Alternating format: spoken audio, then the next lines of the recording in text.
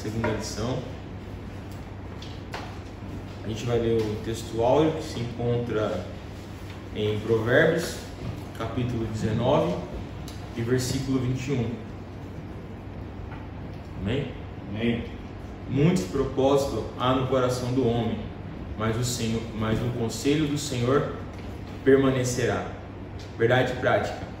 Os maus conselhos levam o homem à ruína, mas o conselho amoroso tem o poder de nos livrar da morte. O texto que hoje nós vamos meditar se encontra em 1 Reis, capítulo de número 12, versículo de 1 adiante. Depois nós vamos para o 14, para o 10, 14, 26 e 29. Eu leio os ímpares e os irmãos me ajudam nos pares, amém? Amém. E foi Roboão para Siquém, porque todo Israel veio a Siquém para o fazerem rei. Sucedeu, pois, que ouvindo Jeroboão, filho de Nadab, estando ainda no Egito, porque fugira de diante do rei Salomão, e habitava Jeroboão no Egito. Enviaram e o mandaram chamar, e Jeroboão e toda a congregação de Israel vieram e falaram a Roboão, dizendo: Teu pai agravou o nosso jugo. Agora, pois, alivia tu a dura servidão de teu pai e o seu pesado jugo que nos impôs, e nós te serviremos. E eles disse: Ide-vos até ao terceiro dia, e voltai a mim. E o povo se foi. E teve o rei Roboão conselho com os anciões que estavam na presença de Salomão, seu pai, quando este ainda vivia, dizendo: Como aconselhais vós que se responda a este povo? E eles lhe falaram, dizendo: Se hoje fores servo deste povo, e o servires e responder-lhes, lhes falareis boas palavras, todos os dias serão teus servos. Porém ele deixou o conselho que os anciões lhe tinham aconselhado, e teve conselho com os jovens que haviam crescido com ele, que estavam diante dele. E disse-lhes: Que aconselhai-vos que respondamos a este povo que me falou, dizendo: Alivia o jugo que teu pai nos impôs? E os jovens que haviam crescido com ele lhe falaram, dizendo: Assim falará este povo que te falou, dizendo: Teu pai fez pesadíssimo o nosso jugo, mas tu alivia sobre nós. Assim lhe falarás: Meu dedo mínimo é mais grosso do que os lombos do meu pai. E o rei respondeu ao povo duramente, porque deixara o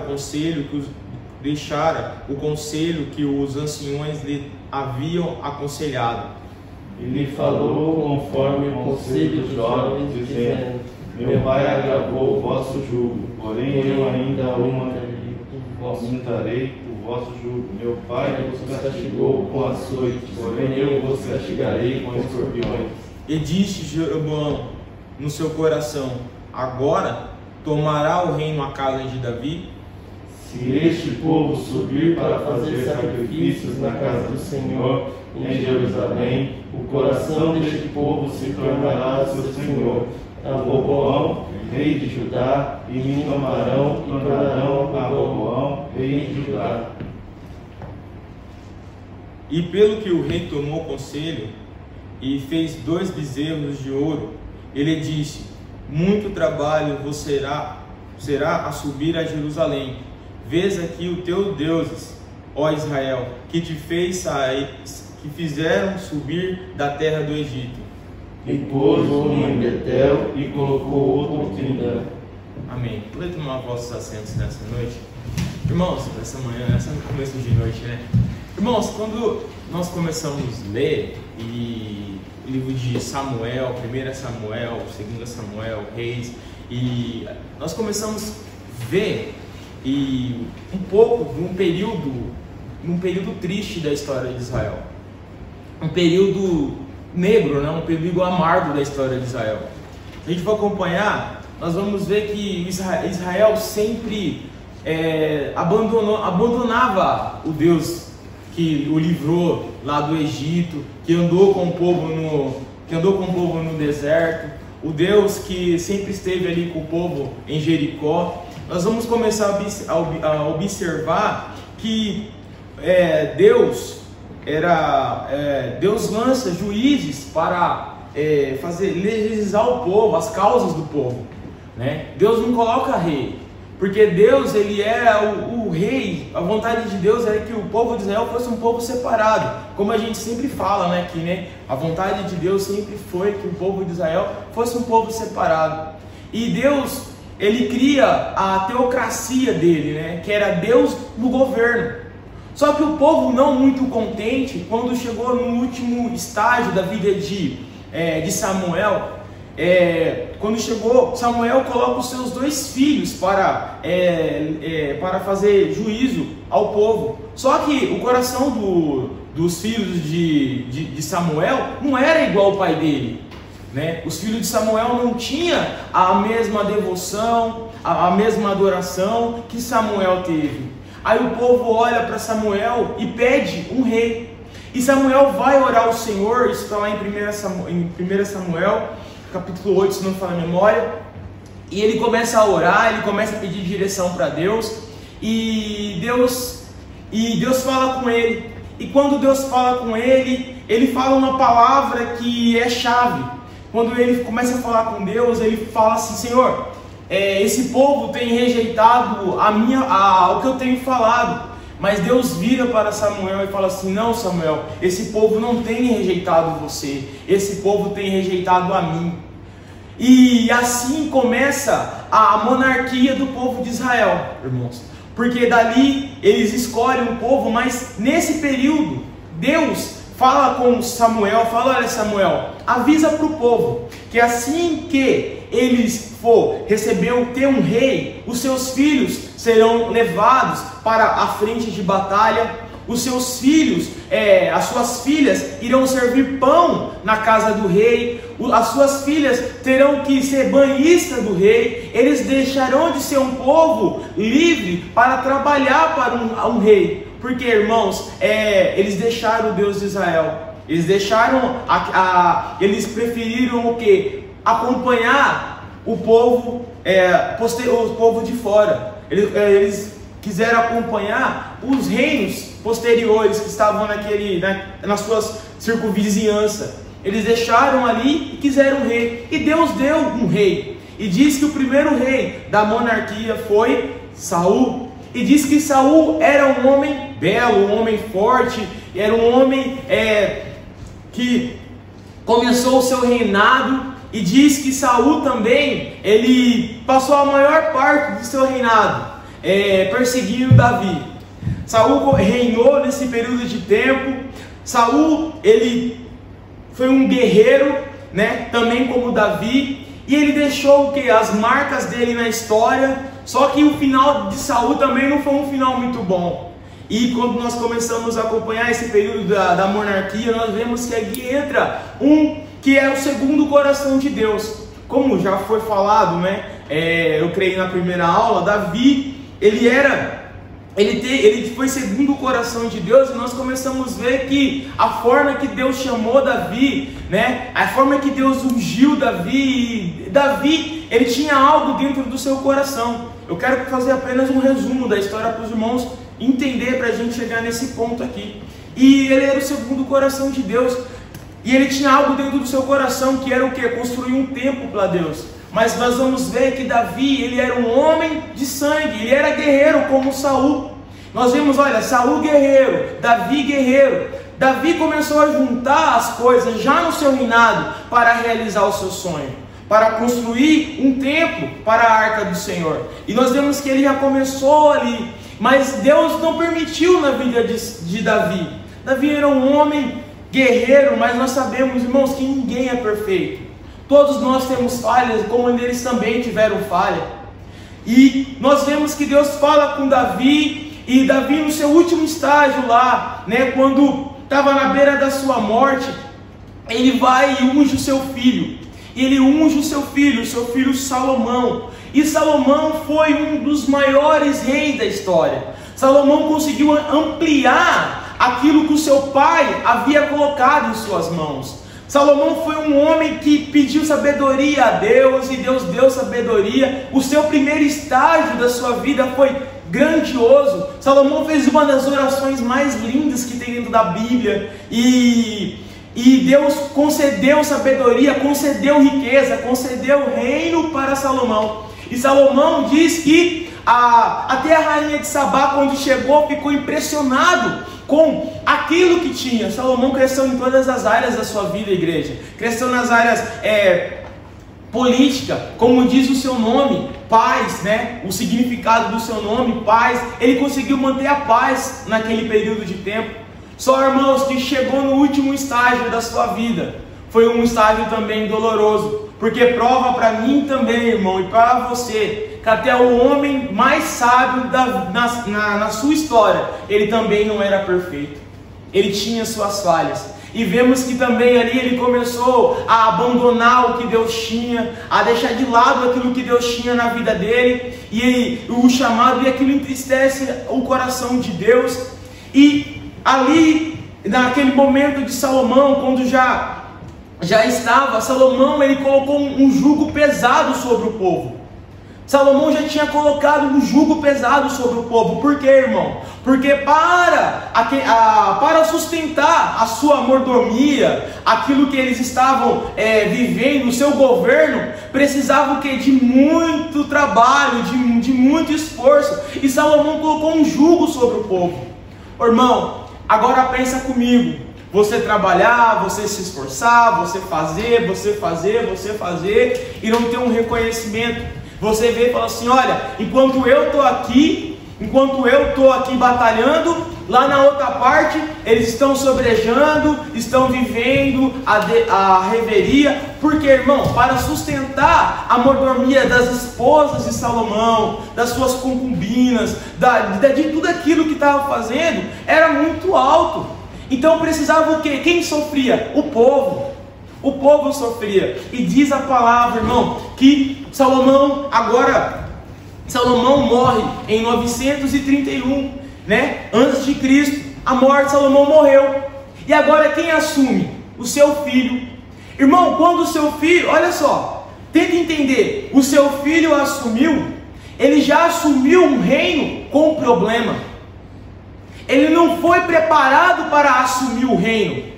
Ele foi, olha só, porque a gente sabe, irmão, que precisava sempre arrumar um antecessor. O mais velho precisava andar com o mais novo.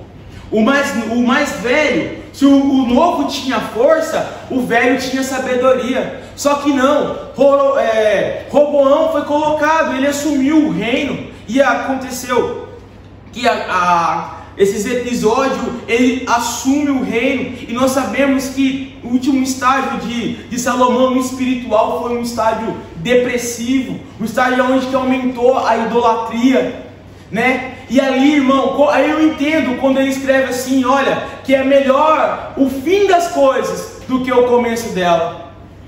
E hoje, irmão, eu quero dizer para você, eu quero que você faça nessa noite uma reflexão. Uma reflexão, irmão, de tudo que nós iremos falar aqui. Porque nós estamos tão preocupados com o começo das coisas. Nós estamos tão preocupados com as circunstâncias que nós estamos esquecendo desse detalhe. Que o melhor era o fim das coisas. O melhor é o caminho e o fim das coisas, né? E Salomão, olha o estágio final da vida desses monarcas, né? De Saul, de Davi e de Salomão. É apenas, irmão, um resumo, porque se a gente for falar, dá uma aula inteira, né? Então, o seu filho agora assume. Só que quando o seu filho assume, Aline, quando o filho de Salomão assumiu, Roboão assumiu o reinado, ele já assumiu um reinado problemático. Porque, irmão, eles já estavam cobrando os tributos do povo.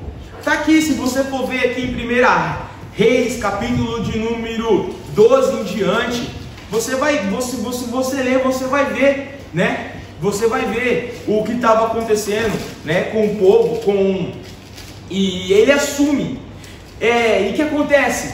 O povo fala assim, olha, assumiu, agora nós precisamos do quê? Vamos chegar num rei. Aqui eu entro com vocês na lição, né? vamos lá. A introdução diz assim: após a morte de Salomão, em 931, seu filho Roboão assume o trono. Ele foi o principal responsável pela divisão do reino em duas partes: o reino do norte, Israel, e o reino do sul, Judá. A enfática história de insensatez desse rei nos mostrará as consequências de uma má decisão. Essa história nos ensina a dependermos cada vez mais em momentos que tomamos decisão importante na vida de Israel, sob o comando de Jeroboão, na vida, estou lendo a segunda parte, na vida. O ponto central: aquele que é capaz de distinguir o bom dos mau conselho, toma sábias decisões. Irmão, vamos lá, Roboão assumiu. Ele assumiu e o povo chega nele e fala assim: olha, o seu pai colocou um encargo muito grande para a gente, né? Seu pai colocou um imposto muito grande para a gente pagar e a gente não tem como você fazer algo para diminuir. Irmão, por um lado, olha só, o povo, por um lado, Amon dormia, porque se ele ouvisse o povo, olha só, se ele ouvisse o povo, ele teria que fazer corte no que estava acontecendo no governo, nos gastos deles. Eles teriam que ter corte, porque, irmãos, ele estava naquela transição, uma má transição. Se não for uma transição preparada, os irmãos estão conseguindo entender o que eu estou querendo dizer? Se não for uma transição preparada, uma má transição vai causar algo pior lá na frente. Por quê? Porque ele não teve o preparo necessário para assumir a responsabilidade, que era cuidar do povo de Israel. Vocês estão entendendo o que eu estou querendo dizer? Entendeu? Assim, não teve aquele preparo, né? Não teve aquele ensinamento, aquela forma de conduzir. E quando ele chega e o povo vai pedir para ele, né, para que ele viesse abaixar os impostos, os encargos que estavam acontecendo, ele vai pedir um conselho, irmão. Ele chega para pedir um conselho. E o que os anciões fazem? Os anciões andavam com seu pai. Os anciões conheciam o que? Israel.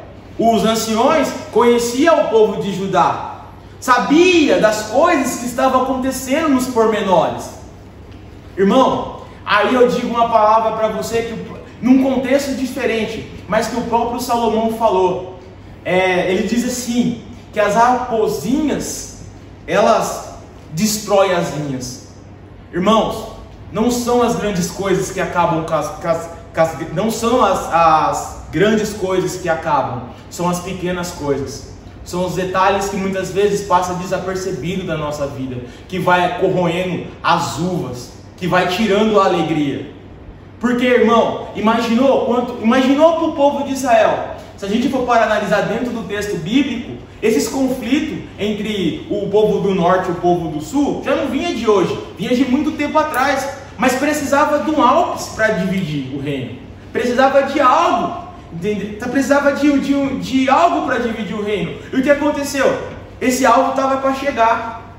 A divisão, ela não acontece, irmão, de uma hora para outra, são circunstâncias.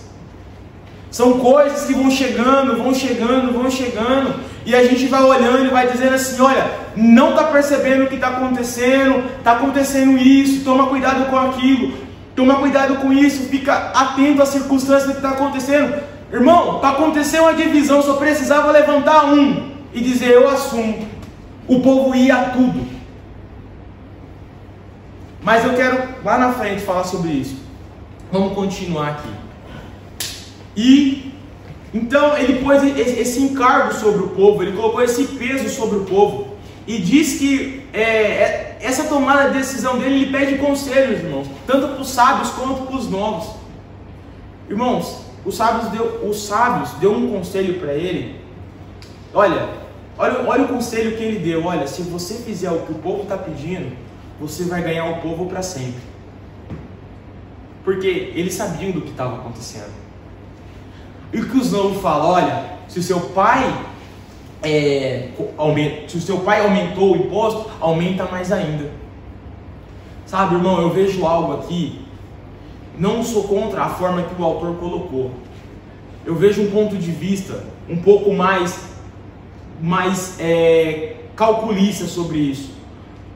Pastor Edson, Pastor Jurandir, Aline, Emanuel, Irmã Marina, Ricardo, todo dia, pastor, a gente tem conselhos bons. E todo dia a gente tem conselhos maus. O que importa é a sua decisão. Não são os conselhos que vai te fazer, mas vai ser você que vai sentir as consequências dos bons e dos maus conselhos. O problema não estava no conselho, o problema estava nele. O problema não estava no conselho, o problema estava no orgulho, na presunção, na insensatez. Porque, irmãos, é nítido, é só você olhar e ver. Porque se ele tivesse escolhido, olha, faz isso, ele iria ganhar o povo. Ele iria ganhar o povo, mas nós podemos pensar assim, simplesmente também, né? Não, porque era da vontade de Deus fazer isso, irmão. Mas olha, aqui Deus está colocando o que nele? Olha, a decisão está em você, o bem e o mal. Aí eu entendo o que fala lá em Levítico. Olha, todo dia está o bem e o mal, a escolha é sua. Você vai aceitar a decisão e você vai ser responsável pela sua decisão. Aí eu entendo que muitas coisas que acontecem não é culpa de Deus, irmão. A culpa das decisões são nossa. As consequências vêm na nossa vida por causa do quê? De muita decisão que a gente tomou precipitadamente, por conselhos. Irmãos, conselho bom muitas vezes vai contra o teu ego. Conselho bom é aquele que muitas vezes vão querer diminuir o teu ego. Eu lembro até hoje de uma situação. Irmãos, um amigo meu estava para sair da igreja. Ele foi pedir conselho para um outro pastor. O pastor chegou nele e falou assim para ele, eu lembro até hoje disso, estava lá na sala, o pastor falou assim, pera aí então, me explica o que está acontecendo. Não, por causa disso. Ele falou, me espera um minutinho. Ele ligou para o meu pastor e falou assim, está acontecendo isso, tem como o senhor vir aqui? Sentou lá, lembro até hoje disso, ele falou assim, ele é meu amigo, o conselho que eu te dou, resolva com ele primeiro. Depois você toma a sua atitude que você quer. Porque eu não vou assumir uma responsabilidade sua. Olha só o que esse pastor fez. Para mim esse pastor foi sábio. Porque ele não perdeu um amigo, mas ele preservou uma alma. Você consegue entender isso? Então muitas vezes o conselho bom, porque irmão, se ele aceitasse isso aí, o que ele teria que fazer? Vamos lá, governalmente, parte do governo. Ele teria que abaixar os encargos. Ele teria que cortar gasto.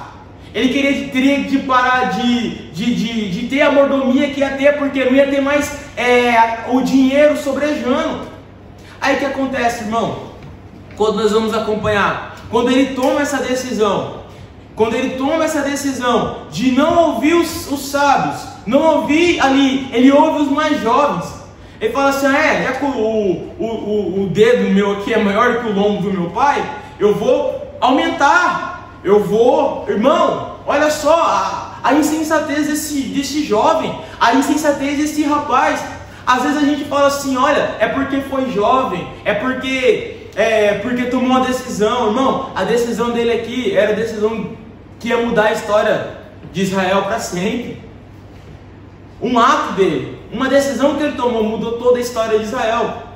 Então, assim que ele tomou, olha só, assim que ele já estava para tomar essa decisão, e ele faz isso, o povo se revolta. E assim, o que temos nós com a casa de Israel? Tipo assim, irmão, olha, é o estopim. Não temos mais nada com a casa de Israel. O que a gente quer? Irmão, eu sempre falo, para acontecer um motim, só basta um líder. Puxa dentro da história. Qualquer história da humanidade, o povo estava oprimido, o povo estava sofrendo, apareceu um líder, aconteceu a reviravolta, o povo se dividiu. Puxa lá, exemplo, Hitler. O que quiseram fazer com o próprio Jesus? Quiseram transformar Jesus em um líder. Irmão, eu tenho uma visão de líder diferente. Líder não é aquele que oprime, líder é aquele que incentiva, líder é aquele que te ajuda a caminhar. e caminha junto com você, porque sempre vai estar do seu lado. Então, se a gente for puxar dentro da história, para acontecer um motim, uma separação, uma divisão, só basta aparecer o outro lado. E apareceu o outro lado. Se você for ver dentro da Bíblia, que fala, já estavam querendo acabar com esse Jeroboão antes dele começar a sair. Por quê? Porque ele era um cara, uma pessoa que a sociedade via ele bem. Ele tinha a sociedade ali, porque ele cuidava das coisas do rei. Até o próprio Salomão, que viu ele de uma forma diferente. O que acontece? Ele foge para o Egito. Aí ele ouve falar que Salomão morreu. O que acontece? Ele volta. Aí o povo olha, é você mesmo, a gente está procurando um líder, vamos colocar você como líder e você vai tomar a rédea. Só que aparece um profeta e fala assim, olha, e rasga as vestes dele. E quando rasga a veste dele, fala assim, olha, eu estou rasgando Israel, eu estou rasgando a casa de Davi. Ó, eu vou te dar as 10 tribos para você vai tomar conta das 10 tribos, né, de Israel. Agora essas 2 tribos, Judá e Benjamim, uma por amor a Davi e outra pelo amor a Jerusalém, vai ficar com Davi, vai ficar com Roboão, por amor à casa de Davi. Mas lá na frente a gente vai ver. Então, irmão, esse foi o motivo da divisão. Diz assim, ó, divisão do reino, né? Esse foi o motivo da divisão, né? Vamos para a parte 2. O erro, né? Ele repete o mesmo erro de não abaixar o imposto, irmão. Né? Ele repete o mesmo erro. Olha só, ele repete o mesmo erro do pai dele. Irmãos, agora você imagina, olha só, como que é ter um reino onde só 2 partes do reino, que era Judá, que uma parte só, Judá, sobressaía, vivia ali, e as outras viviam passando dificuldade, tendo que trabalhar. Porque é simples, irmão, pensa assim, olha, eu sei que aqui no Japão a gente trabalha muito, mas pensa assim, irmão, você trabalhar, chegar na tua casa, você fala assim, tá faltando isso, tá faltando aquilo outro, aí você tem que pensar, nossa, eu tenho que pagar os impostos, e cada vez mais caro, eu tenho que fazer isso, Irmãos, chega uma hora que cansa. O povo já estava cansado. Só que ele perdeu o povo, irmão, por causa do orgulho. Coisa difícil, irmão, é o tal do orgulho e da presunção. A Bíblia fala que uma das coisas que produz a queda é o tal do orgulho. E ele não abriu mão, ele preferiu dividir o reino, dar ouvido para os seus amigos ali, né? Eu acho interessante que fala assim, ó, a falta de sábios conselhos pode levar o ser humano ao declínio moral, ético e espiritual, tornando-o empobrecido e decadente. Irmãos, a gente necessita de conselhos bons, mas conselhos que partem da parte de Deus. Esses conselhos, irmãos, quando você e eu for tomar uma decisão, procuram pessoas que têm vida espiritual com Deus. Não vai pela maioria não, que é morte espiritual na certa. Hoje muitos estão padecendo espiritualmente, irmãos, dentro de igreja, por falta de conselho. Foi pedir conselho, muitas vezes conselhos que levaram a pessoa a ter um casamento frustrado, conselhos que levaram pessoas a ter uma vida espiritual acabada. Mas é como eu disse para você, irmão, a decisão não é da pessoa que está te dando o conselho, a decisão é sua. Acata você e as consequências vêm sobre você, entendeu? Porque sempre vai ter 2 lados, irmão, não tem como. O bem e o mal sempre vai estar diante de mim e de você. Quem vai acatar? Eu. Mas vai depender de como está aqui o meu espírito, como está dentro de mim. Como é que eu estou? Será que eu estou sadio para tomar uma decisão que vai mudar minha vida para sempre? Será que eu estou espiritualmente genki ou bem para poder tomar uma decisão que vai mudar a trajetória da minha vida? Porque, irmão, hoje nós trabalhamos dentro da margem do impulso. Hoje a maioria das pessoas é impulsiva, ela não espera o resultado. Quer saber? Para mim já deu, pronto, acabou, e eu vou fazer, aí lá na frente Aí vem o resultado. Aí o resultado vem o que, irmão? Separação de Deus. Aí vem a separação das coisas de Deus e vem causando o que? Tristeza, sofrimento e dor, né? E então assim, ele cometeu o mesmo erro, né? Aqui no 2, né? O erro dele, né? Ele cometeu o mesmo erro, os maus conselhos dos amigos de Jeroboão, né? E o cuidado com os conselhos. Nós já falamos sobre isso, né? Que nós precisamos ter cuidado com isso. Eu acho que o tópico de número 2 diz assim, a síntese do número 2: saber distinguir o bom do mau conselho é especial no momento de tomada de uma decisão importante na nossa vida. Aqui o reinado é a idolatria de Jeroboão. Irmãos, aí do outro lado aparece quem? Aquele que assumia 10 tribos, Jeroboão. Ele é colocado como rei do povo das 10 tribos. E ali ele começa a reinar, e reinou por aproximadamente 22 anos. E ele serviu a Salomão. Irmãos, sabe o que é o interessante da vida dele? Ele começou bem a sua trajetória. Começou bem. Mas chegou um determinado tempo que ele, peraí. Se eu não fizer algo, o povo vai adorar lá em Judá. O povo vai descer para Judá se eu não fizer algo. Se eu não fizer algo, o que vai acontecer? Esse povo vai se voltar para Roboão novamente. Esse povo se voltando para Roboão novamente, o que eles vão fazer? Eles vão me matar. Olha, irmão, o pensamento dele. Olha o pensamento dele mudando. E o que ele faz, irmão? Ele faz o quê? Vou criar o meu sistema de adoração. Eu vou criar o meu sistema de adoração. Eu vou criar aqui. O que eu vou fazer, irmão? Ele comete o mesmo erro que cometeram lá no deserto. Assim, lá, quando o povo estava lá no monte, constrói os bezerros de ouro, fala assim: ó Israel, esses aqui são os seus deuses que você adora. O que ele faz? Ele muda o calendário de adoração do povo para o quê? O povo não descer para ajudar, com medo de perder o cargo. O que ele faz com essa atitude, pastor Edson? Ele tira a confiança em Deus que tinha colocado nele e falou assim: olha, quer saber? Rapaz, eu vou agir com a minha força, eu vou agir da forma que eu penso, porque o que eu penso vai estabelecer.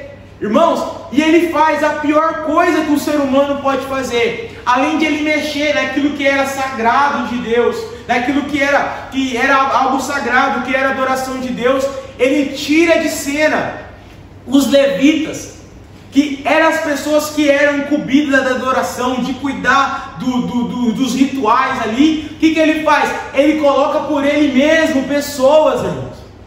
Olha só, ele estava querendo tirar quem de cena? Deus de cena. Falou: não, eu vou montar o meu sistema de adoração, eu vou montar o meu jeito de adoração. Irmãos, eu vou falar uma realidade para você nessa noite. Irmãos, isso está acontecendo nos nossos tempos. Estão mudando o sistema, estão criando sistemas próprios de adoração. Por quê? Porque estão tirando Deus de cena, estão colocando o homem. Porque faça a minha vontade, vai ser do meu jeito. Deus não está nessas coisas não, irmão. Aonde que Deus está nisso? Olha só, irmão, ele montou um sistema para ele. Ele montou um sistema, por quê? Por medo de perder o povo, que o povo voltasse lá para a adoração novamente. Irmãos, isso causa um efeito tão grande. Eu achei assim, a forma que o autor colocou sobre os neopentecostais e os pentecostais atuais, eu entendi, pastor Edson. Mas sabe o que mais me dói? É ver os pentecostais perdendo a sua identidade e deixando adentrar o quê? O novo sistema. Esse novo sistema, por quê? Porque o homem se coloca o quê? Na frente de Deus, professor Jurandir. Porque seja feita a minha vontade, não a vontade de Deus. Isso vai fazendo o quê? Tirando Deus de cena. Aí eu te pergunto, por que não há batismo dentro de igreja? Por que não há renovo dentro de igreja? Por que a gente está começando a ter cultos pesados? Porque é feito da minha vontade, da minha forma, da forma que eu penso. Aonde está Deus nisso? Ele disse. Aonde que está Deus nesse sistema que estão implantando dentro das igrejas? Sabe, irmão? Porque se a gente for ver dentro da história, nós iremos na onde? Naquela mulher lá no poço do tanque.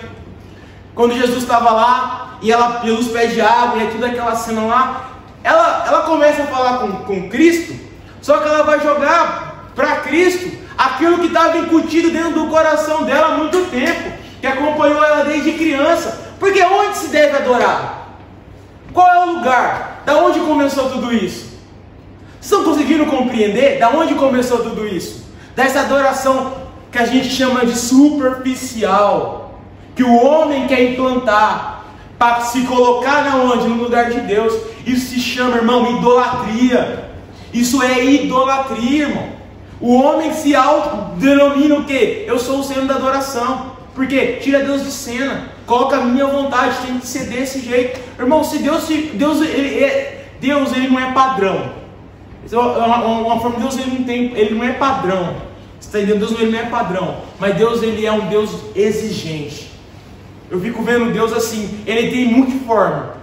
Ele pode trabalhar de várias formas, mas ele tem princípios, irmão. Padrão é diferente de princípios. Princípios é uma coisa mais profunda, porque ele vai dizer na palavra dele que ele é um Deus zeloso. E ele é um Deus zeloso. Se ele é um Deus zeloso, ele zela pelo quê? Pela palavra dele, irmão. Ele zela pelo que ele fala.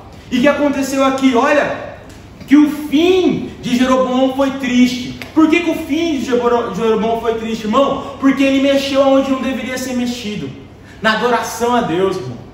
Onde que não deve, irmãos, tenta entender. Irmão, quando eu mexo no que Deus implanta, no que é certo, no que é concreto, que Deus vem desde lá do começo, que é adorar a Deus, irmão. Que é buscar Deus, que Deus, Ele mesmo nos ensina a fazer isso. E eu começo a colocar artifícios, mudar o sistema. Para quê? Para que o meu nome se sobressaia, que eu vire o centro do negócio, entendeu? Que o meu sistema é assim. Não, irmão. Sabe, eu acho que a gente está olhando muito lá para fora e apontando muito lá fora, se o verdadeiro erro está dentro aqui dentro. Estou falando só da nossa igreja, irmão, estou falando no contexto geral. Por favor, entenda isso. Se o erro está dentro, o erro não está lá fora. Porque lá fora, irmãos, eles estão fazendo da forma que eles aprenderam, da forma que eles querem implantar. Eu me preocupo com aquilo que já foi implantado. O que eles estão implantando é eles e Deus, irmãos. Para mim, assim, eu penso assim, é eles e Deus, porque lá tem pessoas também que necessitam, mas aquelas pessoas vão ser abertas, os olhos, quando mostrarem algo mais profundo do que elas aprendem lá. É fácil a gente falar, irmãos, de quem vai lá por prosperidade, é fácil a gente falar de quem vai lá porque quero ter uma saúde boa, é fácil a gente apontar esses erros, mas e a nossa falta de fé, a nossa falta de amor? A nossa falta de companheirismo que acontece aqui, que acontece dentro do sistema nosso, que Jesus ele não ensina isso, que Jesus era amor, Jesus era amigo, Jesus andava do lado. Irmãos, eu fico pensando uma coisa. Ontem o Ricardo me deu essa oportunidade, eu ia falar isso, não vou falar isso para vocês nessa noite. Irmãos, se Deus acendesse essa tela e passasse todos os meus pecados, todos, as minhas faltas, tudo que eu fiz de errado, da minha vida inteira, será que você ainda me amaria? Será que você ainda me amaria? Se Deus aparecesse com as minhas faltas, com os meus pecados, com as minhas falhas aqui, tudo que eu fiz de errado, será que você me amaria? Porque o sistema não amaria, pastor. O sistema, pastor Jurandir, não amaria não, mas Jesus ama, o Deus ama, porque Ele não vê quem você era, Ele vê quem você é, Ele vê a transformação que é dentro do teu coração. O sistema não olha. O sistema vai apontar, olha lá, o irmão fica vendo o jogo, o irmão fica vendo isso e aquilo, o sistema vai apontar mesmo, mas Deus, irmãos, Ele quer sarar, só porque Deus não sara, porque há o sistema ainda, irmão, eu acredito que um dia o sistema vai cair, né? Não é casa de papel, mas o sistema vai cair, e nós iremos ver o que? A manifestação de Deus novamente. Porque Deus Ele quer se manifestar, irmãos. Mas enquanto nós estivermos apontando um erro, apontando o pecado, e não tiver como sarar, porque o nosso papel não é apontar, é sarar, pastor. É levantar o que está caído e dizer, mano, caminha comigo, porque eu caí como você, eu sou falho como você, eu sou pecador como você, mas em Cristo nós somos fortes, porque Paulo fala, olha, posso todas as coisas naquele, em Cristo, não é naquele pode ser Allan Kardec, pode ser qualquer um, mas eu acho assim, ele fala, olha, em Cristo, posso todas as coisas em Cristo que me fortalece. Vai ver o que Paulo sofreu, perseguição, naufrágio, açoite, irmão, sabe, nós estamos perdendo tempo, sabe assim, algo dentro do meu coração, irmão, nós estamos abrindo mão para tanto coisa do sistema, e estamos esquecendo de olhar e ver a necessidade da pessoa, porque a pessoa precisa ser curada, eu preciso ser curado, cada um que está aqui precisa ser curado, porque para a gente não entrar no erro de Jeroboão, porque se a gente entrar no erro de Jeroboão, irmãos, o nosso fim vai ser cegueira, como foi o fim dele, vai ficar cego. Aí eu entendo quando fala lá em Apocalipse, olha, você é cego, pobre, mudo, para nada vai servir. Aí, irmãos, acontece divisão. Por que acontece divisão? Por causa da cegueira espiritual e da idolatria. Olha, duas coisas. Olha só, irmãos. Foi para um lado do que? Eu vou me colocar, né? Eu vou dividir isso aqui, do egoísmo. E o outro foi se achando o dono da razão e mudando tudo que Deus já havia feito. Deus o rejeitou na hora. E foi um reinado tenebroso, um reinado horrível, esse reinado que teve, ainda mais de Israel, se a gente for ver, irmãos. Mas Deus fez uma promessa, irmãos, Deus fez uma promessa. Deus usou um profeta, Semaías, se não me falha a memória, e disse bem assim, olha, vai levantar um. Irmão, sabe o que acontece? Deus, ele não desampara o seu povo, ele sempre levanta um. Ele sempre levanta um. Você vai levantar um aí. Pode esperar acabar com o reino, vai acabar com o seu reino. Josias, ele vai estabelecer a adoração a Deus novamente. Ele vai pegar, vai trazer o que? Palavra. Irmão, sabe o que nós precisamos? Nós precisamos de palavra que muda, que nos confronta. Nós precisamos de algo que confronta o nosso ego, o nosso interior, dentro de nós, que não nos deixa levar por apenas momentos ou sentimentos, não, irmão, né? Então vamos lá, irmão, para a gente terminar, senão daqui a pouco nós vamos pregar aqui já. E o que acontece aqui com Jeroboão? Houve essa rebelião, como nós acabamos de falar. Jeroboão, o primeiro rei do norte, como eu falei para os irmãos. As consequências da idolatria, eu já falei tudo já. O pecado da idolatria foi um dos principais motivos dos infortúnios do povo de Israel. Deus não admite dar a sua glória a outrem. Por isso, o pecado da idolatria tem como consequência a separação de Deus e a maldição. O pecado, a síntese do tópico 3. O pecado da idolatria foi responsável pela derrocada de muitos reis da história de Israel. Devemos examiná-los, exterminá-los de nossa vida. Irmão, é que eu estou falando assim, que eu acabei de expressar para os irmãos. É um cuidado. Eu sempre digo uma coisa que eu aprendi com meu pastor, que leva no meu coração. Todo culto de, como é que fala, no Brasil tinha muito, culto de terça-feira era culto de doutrina. Ele chegava e falava assim: há uma linha que divide o santo e o profano. É uma linha muito fina que divide o santo e o profano. Tenha cuidado. Aí ele sempre pregava isso para a igreja. Irmão, é uma linha muito fina. Se a gente não tomar cuidado e não saber o que devemos trilhar, sabe, eu fico vendo que estamos num barco, que nós precisamos de direção. Se a gente não tiver direção, o barco vai tomando rumo sozinho. E isso é duro, é triste, né? E por quê, irmão? Por falta de uma coisa que a gente precisa ter dentro de mim e de você. A gente precisa alimentar isso dentro da gente. O nome disso é percepção. Percepção. Irmão, Quando eu tenho percepção do que está acontecendo em minha volta, eu consigo ver a necessidade do outro. Eu não consigo olhar só para mim, eu consigo ver o sofrimento do outro, porque eu tenho uma percepção de ver e entender o que está acontecendo, de ver o sofrimento da outra pessoa. A percepção, isso só vai acontecer quando o que morrer dentro de mim? O meu orgulho, que é o outro lado que não me deixa ter a percepção. Por quê? Porque quando eu lanço a percepção, eu preciso o quê? Matar o meu eu. Porque olha, que Jesus falou, naquela passagem maravilhosa, olha, quer vir após mim? Negue-se a si mesmo, tome a sua cruz e faz o quê? Olha a percepção, siga-me. Porque quando você está seguindo alguém, você vai ter percepção do que está ali, do que está aqui, porque ele vai estar na sua frente. Ele vai estar na sua frente, a sua percepção, você vai manter a percepção e você vai seguir esse caminho.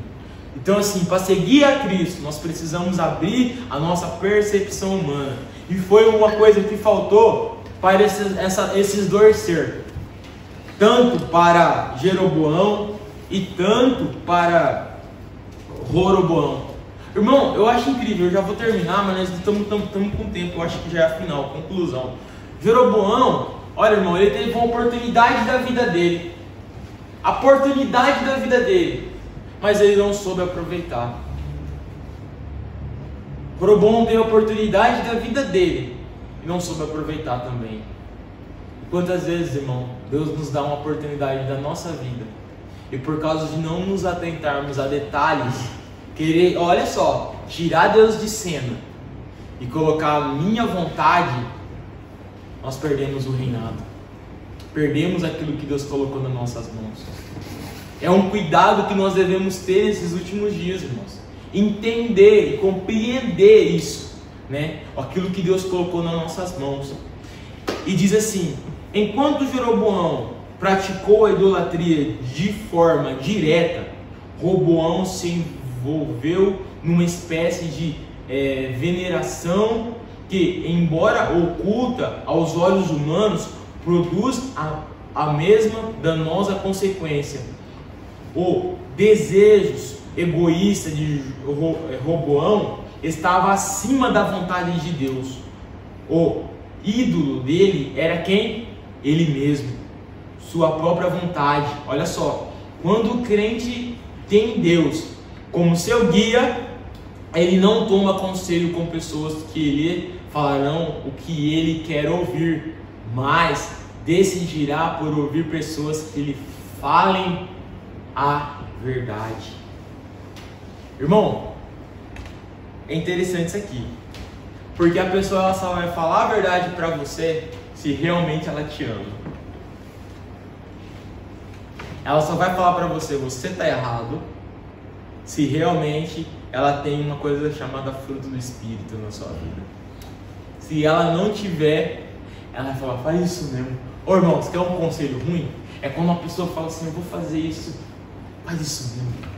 Olha só, você não examinou a análise de causa. Quando a gente ia fazer lá no meu serviço no Brasil, é técnico de segurança do trabalho.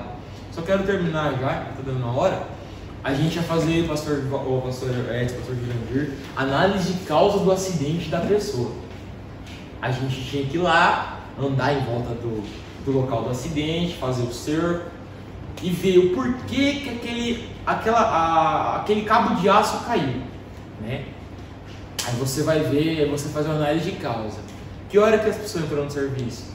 O porquê que ela está trabalhando até essa hora?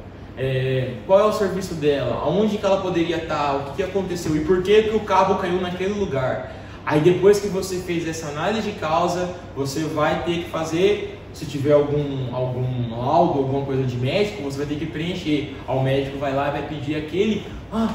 cadê a análise de causa que o técnico de segurança do trabalho fez? E aí? Cadê a análise de causa para mim poder entender o que está acontecendo? Então, irmão, quando for para tomar uma decisão na sua vida, faz uma análise de causa. O porquê está acontecendo isso? Muitas coisas poderiam, hoje, estar sendo evitadas por causa dessa pergunta. O porquê? Por que está acontecendo isso? Qual é o sentido de tudo isso? Será que realmente Deus Deus mesmo que está nesse negócio? Será que realmente isso é vontade de Deus? O que Deus quer para mim? Irmão, são perguntas que não deveriam sair do coração do crente, pastor Edson. O porquê? O que Deus quer me mostrar? O que Deus quer me ensinar?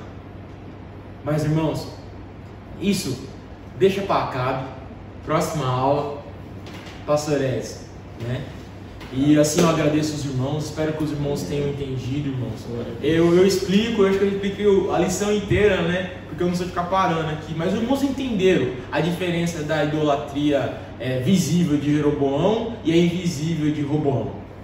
Ele era idólatra dentro de si, porque ele não liberou o povo. O outro era idólatra porque deixou Deus de lado. Olha só, isso é uma mensagem, hein, ô Manu?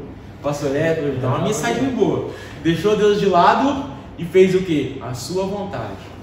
Então, causou o que? A divisão do povo, o povo sofreu, o povo de Israel, como os irmãos sabem, foi levado para a Síria, sumiu da história, foi para a Síria, o povo de Judá passou um determinado de tempo, foi levado cativo para a Babilônia, nós vamos lá na frente, os irmãos sabem disso, passou o momento do cativeiro, 70 anos durou o cativeiro, o povo voltou de novo. Eu vou dizer para você, irmãos, voltou mais forte. Passou por tantas circunstâncias, mas voltou mais forte. Então eu digo para vocês nessa noite, isso que vocês estão passando, que eu estou passando, que todo mundo está passando, vai passar. Ah, mas como? Vai passar. E você vai sair mais forte dessa situação. Assim eu agradeço a oportunidade, em nome de Jesus.